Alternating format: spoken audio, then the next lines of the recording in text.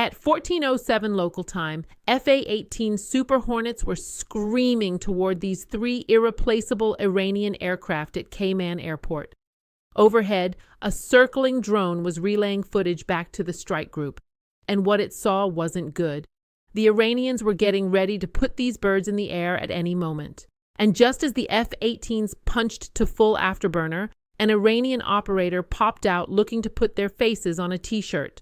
Both FA-18 pilots, call signs Raven 1 and Raven 2, had swung wide east through Baluchistan to avoid everything. The desert didn't cooperate. Raven 1's an ALR-67, the radar warning receiver that tells a pilot who's hunting you and how seriously, lit up with a tone every fighter pilot memorizes and never wants to hear. Phased array acquisition at fast pulse repetition, a Tour M1 battery inside 12 km.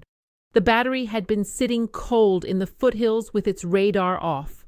The missile defense equivalent of a bouncer sitting in a dark corner of a club, arms crossed, watching the door. No small talk, no warning look across the room. The instant the Super Hornets crossed the horizon, it skipped the search phase entirely and went straight to fire control. No, who are you? No, can I see some ID? Just a fist already in the air before you finished walking through the door. Raven 1's hands were already moving. Left to the chaff switch, right tightening on the stick. Think of the 9M331 missile as a telephone pole doing Mach 2.8 that pulls 28 Gs in the terminal phase, roughly 4 times what the pilot can sustain before the lights go out. The phased array hops frequencies faster than most jammers can follow, like trying to talk to someone who changes languages mid-syllable. The surviving crews had learned exactly one trick in 11 days of war. Fire once, shut down, and run as fast as you can before the Americans can shoot back. Raven 1 hauled the stick into his lap and pulled 6 Gs. The horizon whipped vertical and the desert floor filled his canopy. Behind him, AL-47 dispensers cycled chaff, aluminum-coated fibers blooming into a radar ghost the same size as the jet. The ALQ-214 jammer pumped false range data into the tracking frequency. It pointed the missile at empty air 500 meters behind the aircraft. Raven 2 broke the opposite direction, splitting the formation and forcing the battery crew to pick one target. They picked Raven 1. The chaff and the jammer's false data corrupted the tracking solution, while 6 Gs of geometry shift moved the jet clean out of the seeker's prediction cone. The warhead detonated behind and below. Shrapnel distance, no impact, but close enough to tickle the airframe and ruin your flight suit. Inside the Tour M1, the battery commander slammed the master switch and the scope went dark. The driver was already engaging tracks beneath them. 2 weeks ago, the commander would have fired again, but 11 days of watching precision strikes gave him second thoughts. The system didn't need a hit. It needed 45 seconds. The 6G break threw both jets 12 miles south of the planned route. That put them out of the empty desert corridor and into the foothills, where an Iranian surveillance radar operator sat in a mountain pass, scanning southeast. He'd driven his mobile unit out ahead of the first weak strikes and set up in terrain the coalition hadn't prioritized, a move that required either exceptional initiative or exceptional paranoia. He couldn't shoot anything down, didn't need to. He picked up the handset and relayed what the scope showed. 2 fighter-sized returns heading northeast, medium altitude, moving with the kind of purpose that meant someone's day was about to get significantly worse. That phone call routed through a landline and reached the garrison before the Ravens finished assembling their formation. While the report raced toward the airfield, Raven 2 discovered what 6Gs had done to his targeting pod. The Atfleer gimbal uses fiber optic gyroscopes to hold the infrared image steady, compensating for every movement the aircraft makes at 500 knots. 15 seconds at 6 Gs had precessed those gyroscopes off their reference. The image now jittered across the desert floor, like trying to read a street sign through a bus windshield on a gravel road. He cycled the pod to standby. The jitter persisted.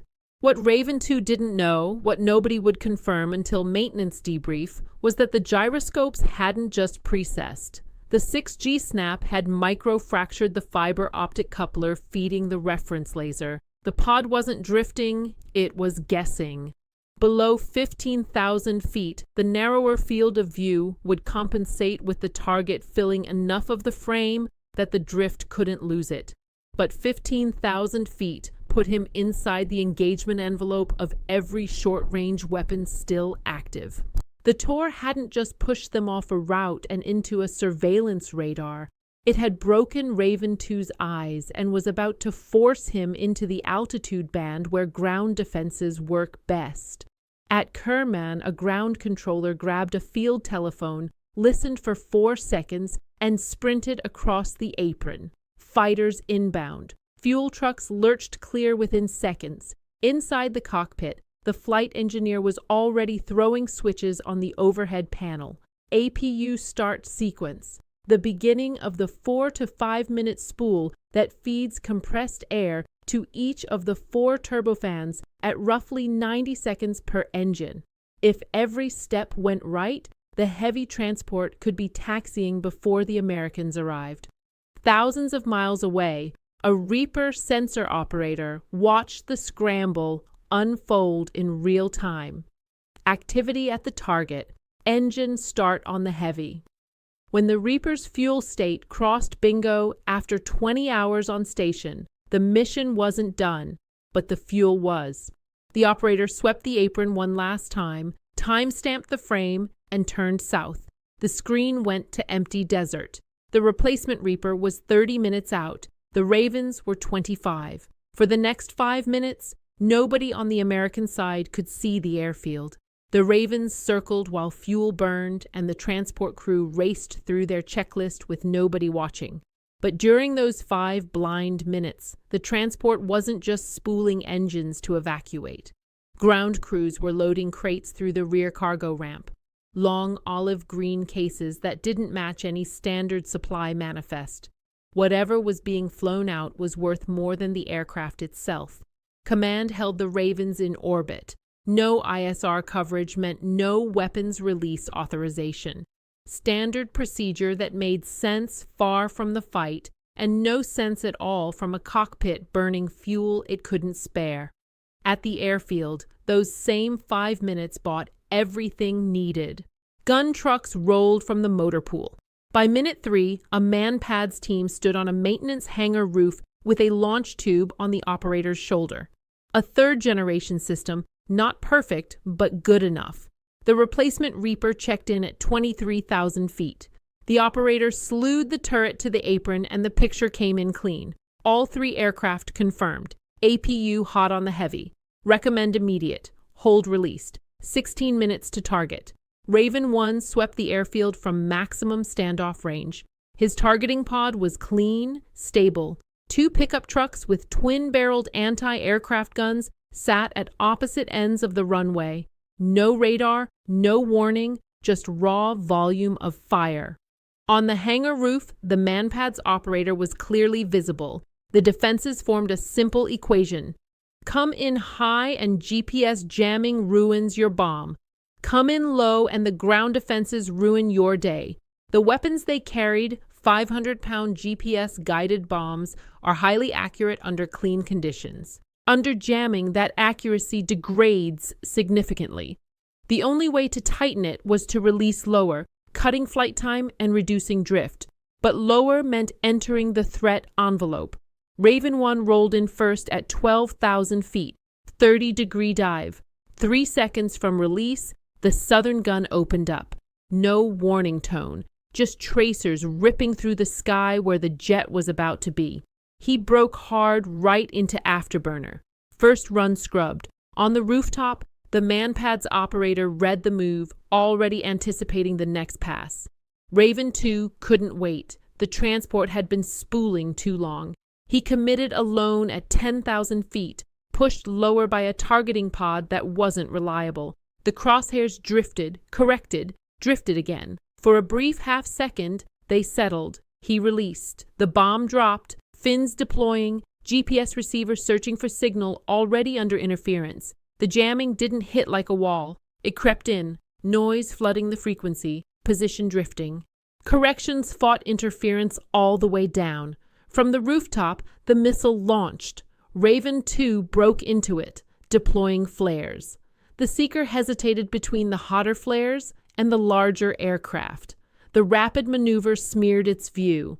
It chose wrong and detonated behind him. Blind to his own bomb, Raven 2 pulled away.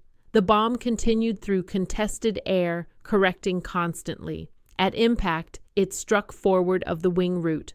The fuselage split open. Fire took hold. The transport would never leave the apron. The missile evasion pushed Raven 2 across the arc of the southern gun. The gunner had already calculated the lead from earlier passes. Tracers filled the airspace. Raven 2 threaded through with small, unpredictable corrections.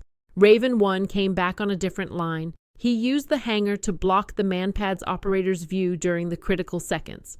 Locked on the patrol aircraft. Released. The bomb fought the same jamming, correcting all the way down. Impact at the wing root. Fuel ignited. The aircraft was destroyed. One target remained. The northern gun opened fire as Raven 1 rolled in. Tracers closer now, the gunner adjusting with each engagement. Fuel state critical. He pressed the attack anyway. Final release. The bomb punched through the fuselage. 3 for 3.